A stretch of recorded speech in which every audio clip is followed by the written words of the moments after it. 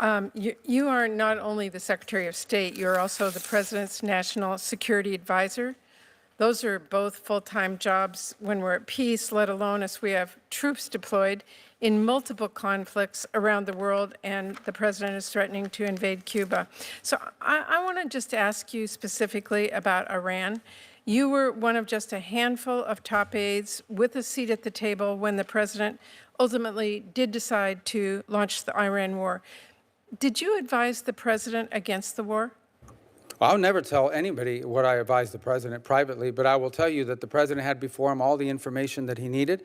I agree with the decision that he made, if that's what you're asking, because the President of the United States saw a threat of Iran developing a nuclear weapon behind a conventional shield that in about a year would have been impenetrable. And we could not allow them to develop that immunity, and then they could break out to a weapon. So you won't tell us, this is a question that millions of Americans are asking, how on earth did we get here? So I wanted to know what you did advise the President. Were you for or against this war?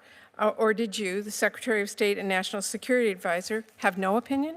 No, I just told you I support the President's decision. I think he made the right decision. I heard what I cannot tell you and will never do, and you have to understand, nobody in my role's ever done, is to go to you and say, oh, I was in a meeting and I told the President this, or I just can't do that. I won't do that. It's unwise to do that, and it's unfair.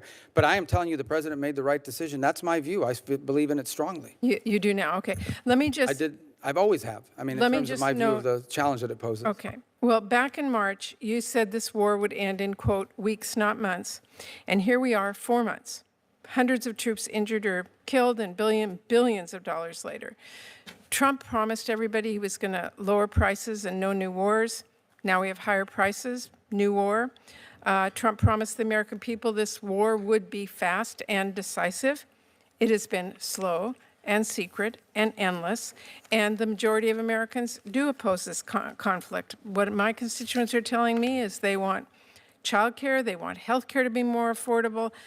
They don't want Trump to have $1.5 trillion more for a defense budget to start wars